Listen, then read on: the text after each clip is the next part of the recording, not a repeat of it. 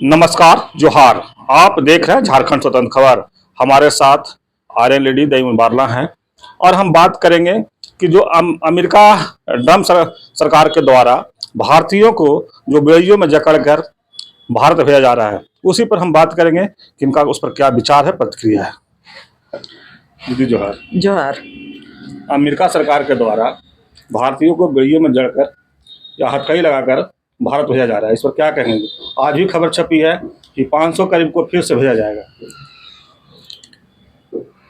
तो जिस तरह से अमेरिका ने हमारे भारतीयों को, भारतीय नौजवानों को या तो पढ़ाई, उच्च शिक्षा के क्षेत्र में या तो नौकरी करने के क्षेत्र में उन्होंने एक बड़ा अवसर भी दिया है। तो उसके लिए जो अमेरिका में जो हमारे भारतीय हैं और जो अमेरिका गवर्नमेंट ने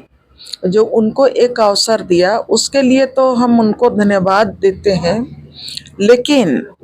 जो अभी ट्रम्प जब दोबारा राष्ट्रपति के रूप में सत्ता में आए और सत्ता का ओथ लेते ही जो उन्होंने पहला बात बोला, मैंने पहली प्राथमिकता अमेरिकियों को, और वो तभी ये समझ में आया था कि पहली प्राथमिकता अमेरिकन्स, ये जब बोला तभी समझ में आया था कि ये कुछ बड़ा डिसीजन लेने वाले हैं। और उस डिसीजन में देखते ही देखते जिस तरह से उन्होंने अप्रवासी, अवैध अप्रवासी जो अमेरिका में रहते हैं, अमेरिका के नज़र में जो अवैध अप्रवासी हैं उनको अमेरिका से बाहर भेजने की बात वो शुरू हुई। और उसी के बाद से सबके मन में ये हलचल था कि किनको ये अवैध मान रहा है और उन लोगों को अमेरिका से बाहर भेजेगा। ये सबके दिमाग में ये सवाल बैठा हुआ था। पहला सवाल था कि वो उनका अपना ये कानूनी रूप में किनको अवैध मानता है,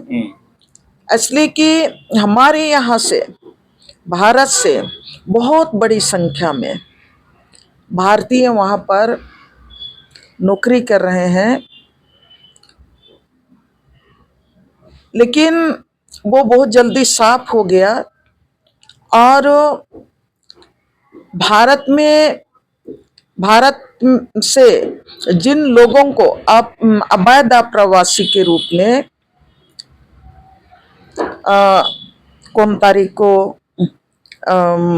भारत की धरती में पहुंचे, परसों 2 दिन पहले, हाँ, 2 दिन पहले भारत की धरती में जब वो पहुंचे अमृतसर में, तब जो उनको भेजने की बात अखबार में छपी थी, उसमें नॉर्मली था कि सेना के विमान से वो अमृतसर की धरती में उतरेंगे। लेकिन जो जिस तरह से उन लोगों को पैर में बेड़ियां, हाथ में जंजीर पहना के उन लोगों को भेजा, ये भारत के लिए, हम भारतीयों के लिए बहुत ही भीतर से हार्ट टचिंग रहा, हृदय को छूने वाला ये दृश्य रहा। इसलिए कि आजाद भारत में हम भारतीय नागरिक जब अंग्रेजों के गुलामी के बाद हम हर कोई महसूस करते हैं कि हम लोग आजाद भारत के नागरिक हैं। लेकिन जब हमारे जो भारतीय जब वो यहाँ अमृतसर पहुंचे, तब सबके दिमाग में कहीं ना कहीं ये बहुत बड़ा सवाल पैदा हुआ कि आखिर इसमें और कोई ऑप्शन हो सकता था। तो अभी बहुत सारे जो विद्वान हैं, जो हर कानून के ज्ञाता हैं, सबका अपना विचार लोग प्रकट कर रहे हैं। निश्चित रूप से वो हम भारतीयों के लिए एक दुखद दृश्य था और दुखद एहसास हुआ। हम कई न्यूज को देखे, उसमें कुछ देशों ने तो जब उन लोगों को पता चला कि हमारे जैसे ग्वाटेमाला हुआ और भी कई देश हुआ जिन्होंने अपना विमान भेज के अपने लोगों को अपने देश में वापस लाया, तब हमारे देश के लिए भी, हमारे देश के जो सत्ता संचालक हैं, जो केंद्र में जो सत्ता संभाले हैं, देश के जो विदेश मंत्री हैं, प्रधानमंत्री हैं, गृह मंत्री हैं, उनके लिए भी हम जैसे हजारों लाखों भारतीयों के मन में ये आ रहा है कि आखिर हमारा देश ने ये पहल क्यों नहीं किया। जब भारत से बहुत बड़ा बड़ा आंकड़ा सामने आ रहा है कि इतने भारतीयों को वापस भेजा जाएगा, तो ऐसे समय में भारत की सरकार को भी ये पहल करनी चाहिए थी, अपने लोगों के लिए मान सम्मान से उन लोगों को भारत लाने के लिए ये पहल करना चाहिए था, जैसे और देशों ने किया। लेकिन दीदी, कई लोग तो बोल रहे हैं कि ट्रम्प और मोदी जी में अच्छा संबंध है, अच्छा दोस्त है, तो भी अगर इस तरह से होता है तो इस पर ट्रम्प और मोदी जी में अच्छा संबंध है, वो निजी संबंध है, निजी संबंध है। निजी मामले अच्छे ही होते हैं, हर किसी का निजी मामला अच्छा ही होता है एक दूसरे के साथ। लेकिन जब देश हित की बात करेंगे, लोकतंत्र के हित की बात करेंगे और देश के नागरिकों के हित की बात करेंगे, तो जहां पर आप ये सवाल कर रहे हैं मोदी जी और ट्रंप का अच्छा संबंध है, तो हमारे भारतीयों के साथ ट्रंप ने ऐसा बिहेव क्यों किया? इसलिए तो कई लोग कह रहे हैं कि अब ट्रम्प जो है अब मोदी के सिर्फ सरदर्द बन गए हैं। कौन किसका सरदर्द बन गया है, वही मैं बोल रही हूं कि अगर आपका निजी मामला है, निजी रिश्ता है, तो कोई किसी का सरदर्द नहीं बनता है। लेकिन जब देश हित की, फिर मैं वहीं पर लौट रही हूं, देश हित की बात करेंगे तो देश हित में तो कई देशों ने, किसी देश ने तो वो उनका सैनिक का विमान को अपने देश में उतरने नहीं दिया। और हमारे भारत में भी कई मीडिया कर्मी जो इस देश के हित की बात करते हैं, इस देश के लोकतंत्र को बचाना चाहते हैं, जो इस देश के मानव अधिकार की रक्षा करना चाहते हैं, जो सही में वो आज की तारीख में जिसको कि गोदी मीडिया, पेड मीडिया के रूप में जो लोग नहीं हैं, वो आज ये सवाल को उठा रहे हैं कि उनके बीच में अच्छा रिलेशन है। इसीलिए हो सकता है कि मोदी जी ने ट्रंप को भी इशारा किया हो कि जो करना है तुम करो, वो तो कुछ लोगों का मामला है ना। कुछ लोगों को हथकड़ी लेके 104 लोगों को लेके आया, उनका मामला था। लेकिन हमारा और आपका दोस्ती तो बना रहे, तो हम आपके वो ट्रंप का क्यों विरोध करेगा? ट्रंप के सिद्धांत का विरोध आप नहीं करेंगे। ट्रंप क्या आपके अहित में कर रहा है उस पर आप चिंता नहीं करेंगे, तो वो निजी मामला हुआ। और आप जो सवाल कर रहे हैं, इससे ये भी मतलब आप जो सवाल कर रहे हैं उससे वो उसको मुद्दा को मजबूती मिलता है कि जिस दिन वो ट्रंप जिन लोगों को भेजा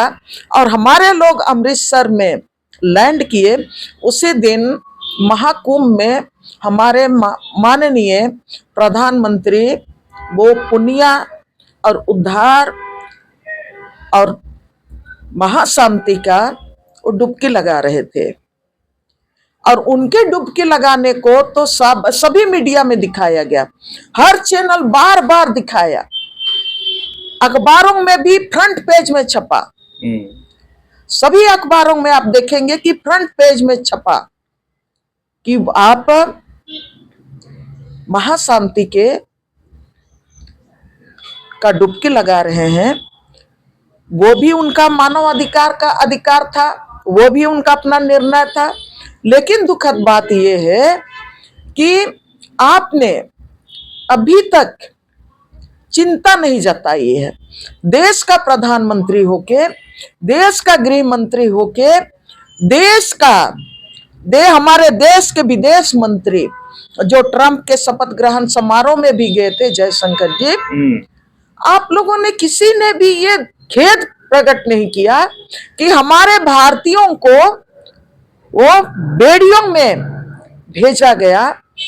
किसी ने भी इस पर कोई प्रतिक्रिया जाहिर नहीं किया। तो निश्चित रूप से आप जो बात बोल रहे हैं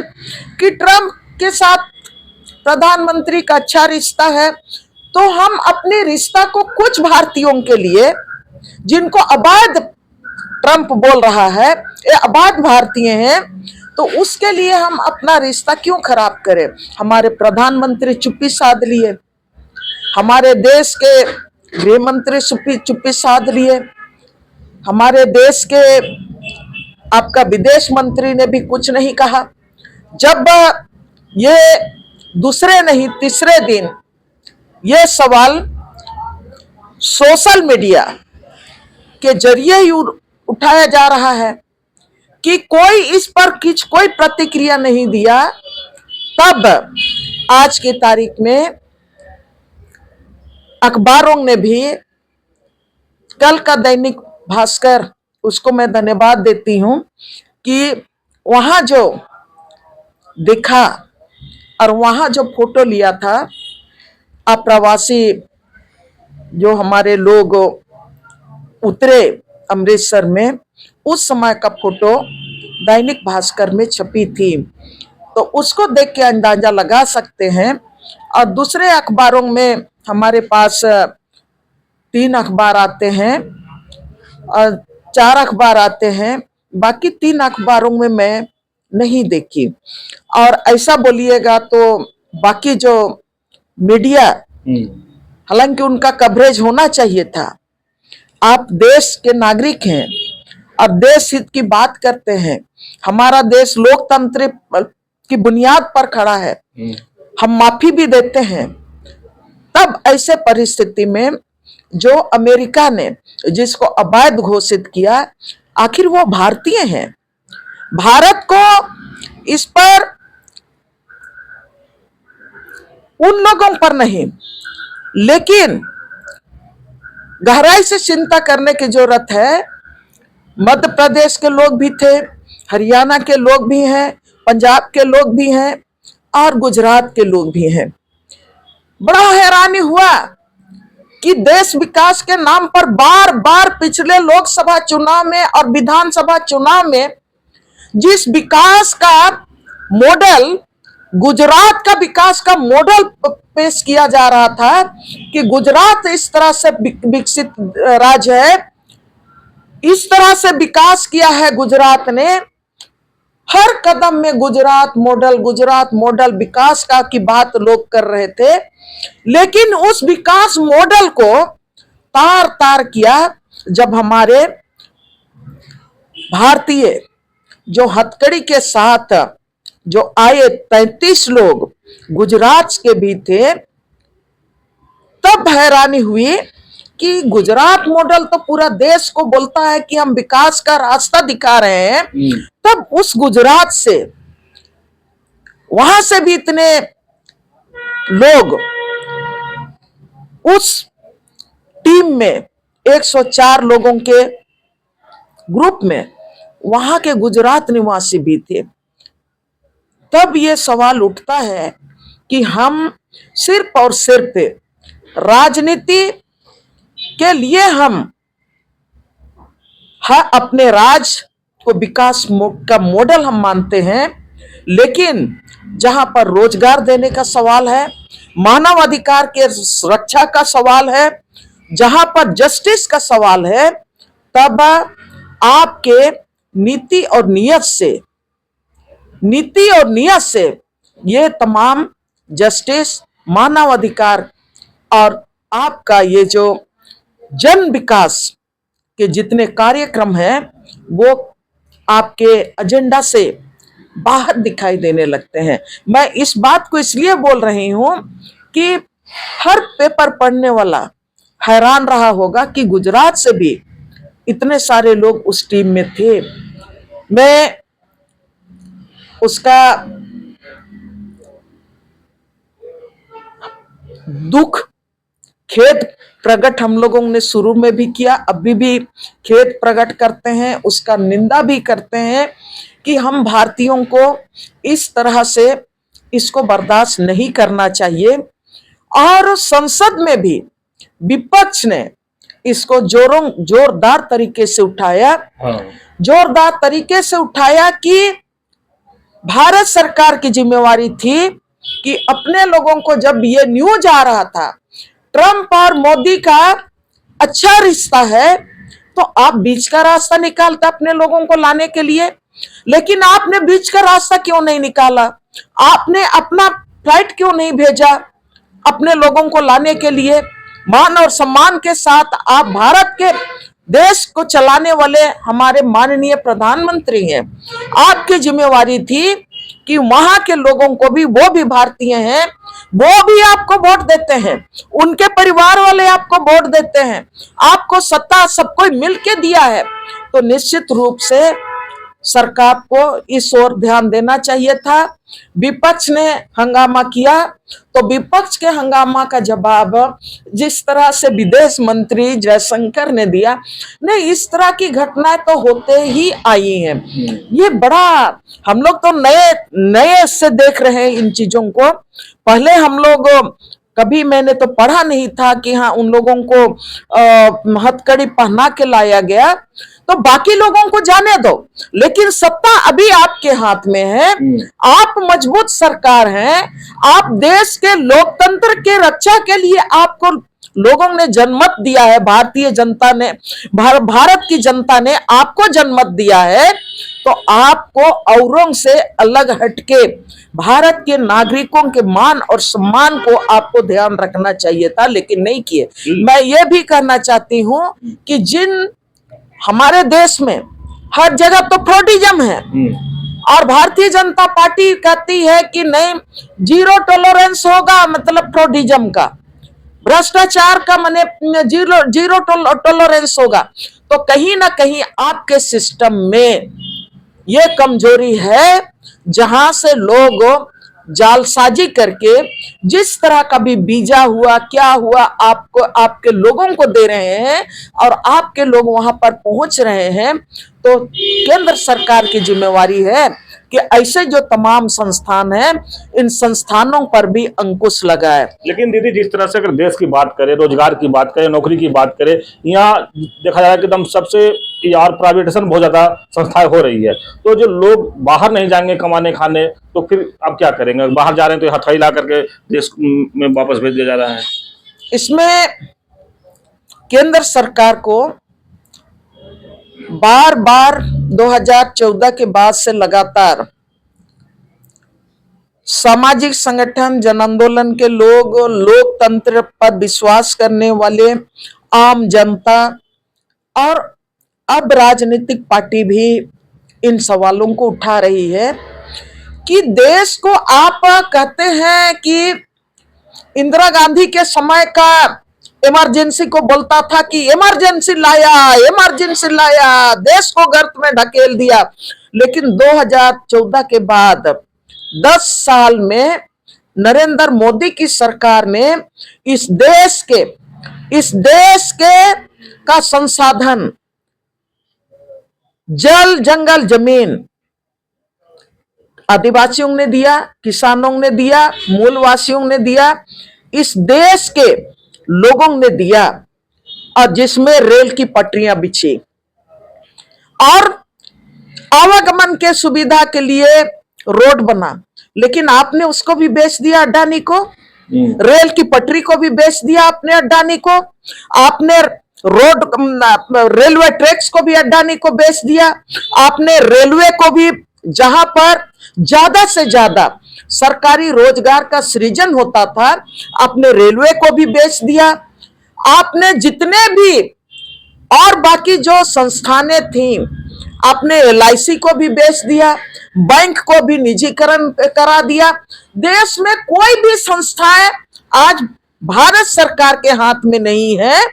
तमाम चीजें एयरपोर्ट के साथ आपने रेल के साथ आपने रोड को बेचा, रेलवे ट्रैक को बेचा, और उसके साथ आपने एयरपोर्ट को बेचा। तमाम जो नौकरी के, सरकारी नौकरी जहां पर सृजन होता है, तमाम उन संस्थानों को आपने निजी कंपनी के हाथ में सौंप के आपने देश को चलाने के लिए उनके हाथ में दे दिया। सिर्फ आपने जो संसदीय राजनीति है, हम लोग तो बोलते हैं कि अगर आपने हर चीज को प्राइवेट कंपनियों को बेच दिए, जहां से नौकरियां, सरकारी नौकरी हमारे भारत के युवाओं को मिलता, भारत के हमारे बच्चों को इंजीनियर बनाते, भारत के हमारे बच्चों को हर तरह के शिक्षा के क्षेत्र में आगे बढ़ाता, उन तमाम जो क्षेत्र हैं, तमाम जो संगठन है, उनको आप प्राइवेट कंपनी के हाथ में बेच रहे हो। तो अब जो आपने सवाल किया कि अब यहाँ पर देश में भी, हमारे देश में भी अब सरकारी नौकरियां का जो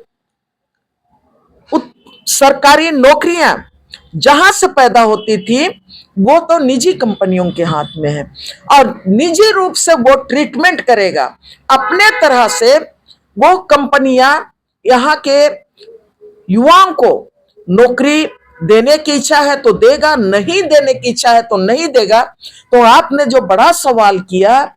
अगर यहाँ तमाम चीज को कंपनियों के हाथ में सौंप रहा है, तो निश्चित रूप से हमारे जो युवा है, हमारे जो शिक्षित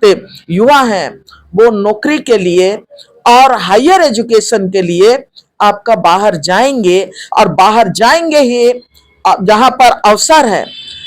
है वहां पर जाएंगे ही हमारे भारतीय युवा। और वहां से जिस तरह से ट्रंप उनको बेड़ियों में जकड़ के वापस भेज रहा है, तो ऐसे में हमारे देश का जो तंत्र है, जो सरकारी तंत्र है, जो राज सत्ता चला रहे हैं, पहले तो योजना आयोग था, तो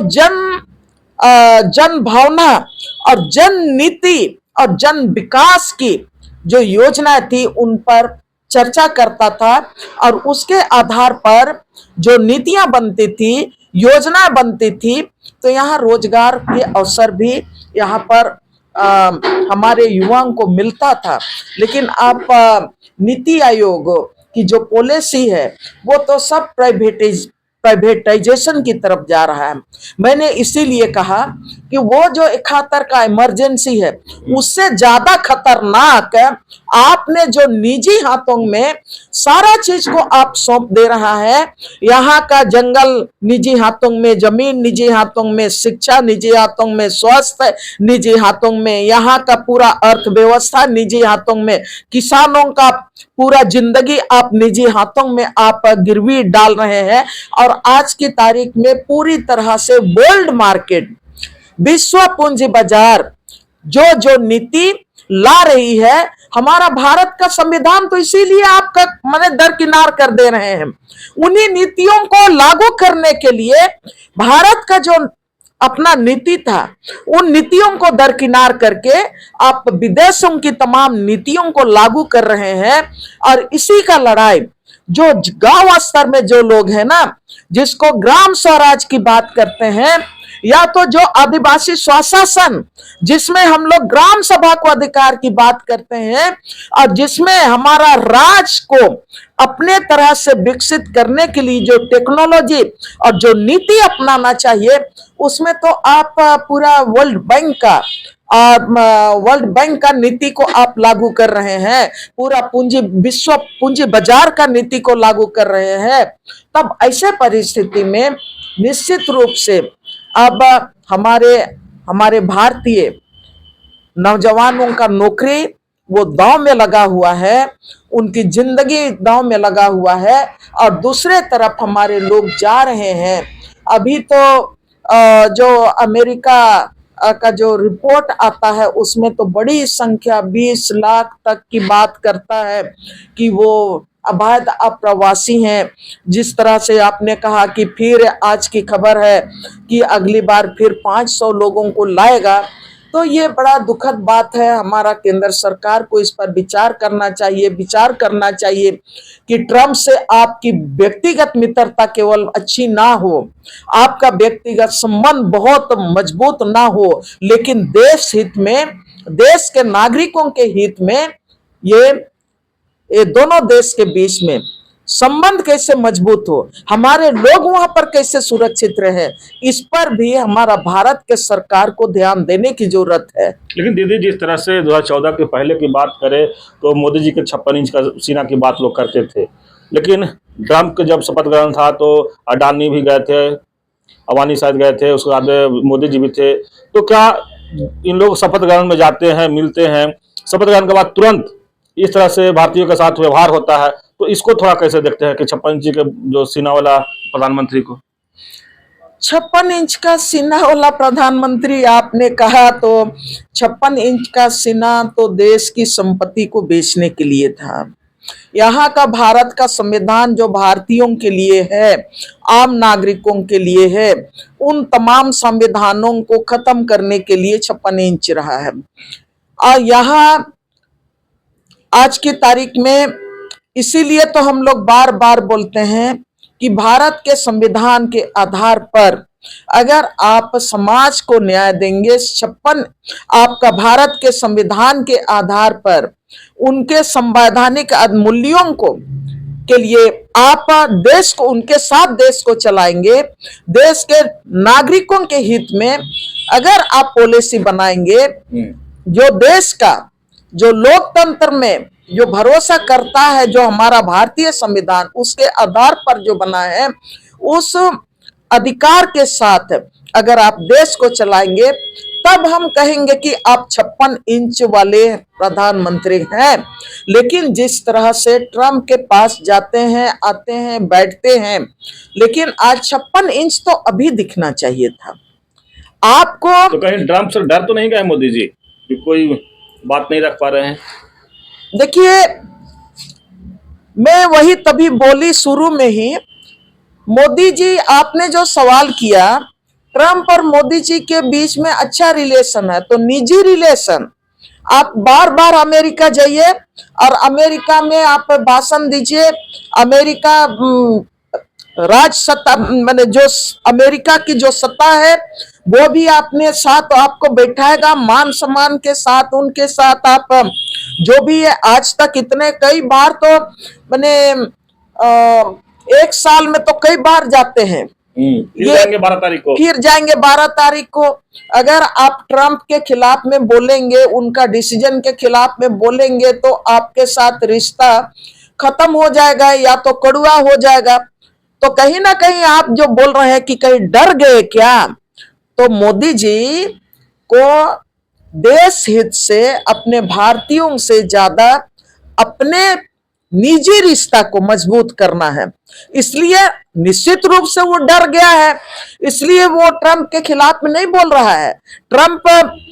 जिस तरह से हमारे भारतीयों के साथ किया उस पर इसीलिए बोलना नहीं चाह रहे हैं, इसलिए कि 12 तारीख को आप जो बोल रहे हैं कि फिर जाएंगे, अगर ये बोलेंगे ट्रंप के डिसीजन के खिलाफ तो उनका अवभगत हो सकता है, नहीं करेंगे। तो इसीलिए आपने जो कहा, मैं शुरू में बोली कि मोदी जी, ट्रंप और मोदी जी का अपना जो निजी मामला है ना, रिश्ता है, उसको वो किसी तरह से वो कमजोर नहीं होना देना चाहते हैं, चाहे भारतीय नागरिकों के साथ जो भी हो, लेकिन उनके जो रिश्ता है उनमें कोई कमजोरी ना है। और इसलिए भी वो डर गए होंगे, नहीं बोलना चाह रहे हैं, इसलिए कि ट्रंप का शपथ ग्रहण समारोह में हम तो विश्वगुरु मानते हैं अपने को, हम लोग अपने को विश्वगुरु मानते हैं, और निश्चित रूप से हमारा लोकतंत्र विश्वगुरु है। पूरे वर्ल्ड हमारा देश की का जो लोकतंत्र है, भारतीय संविधान जिस लोकतंत्र पर खड़ा है, और हमारे भारतीय लोगों का जो जिंदगी है ना, जिस तरह से लोकतंत्र की बुनियाद को मानती है, तो निश्चित रूप से वो विश्वगुरु है। लेकिन मोदी जी जो अपने को क्लेम किए थे कि सब कोई मानते हैं कि ये विश्वगुरु हम ही बनेंगे, तो ट्रंप ने हम लोगों को दिखा दिया। उनका ट्रंप का अपना जो शपथ ग्रहण समारोह था, हमारे प्रधानमंत्री को नहीं बुलाने का मतलब ट्रंप ने ये माना कि भारत विश्वगुरु नहीं है, हम विश्वगुरु हैं, और इसीलिए उन्होंने अपना सैनिकों का माने हवाई जहाज में हमारे लोगों को बेड़ियों से बांध के हमारे भारत की धरती में उतर गया। तो विश्वगुरु हम हैं, तो विश्वगुरु अगर हम हैं, भारत है, तो भारत के लिए उसी तरह से नरेंद्र मोदी को डिसीजन लेना चाहिए, उसी तरह से जिस तरह से विश्वगुरु है लोकतंत्र की रक्षा के लिए ट्रंप को भी जवाब देना चाहिए, और ट्रंप के जवाब का उनको कड़ाई से अभी जो किया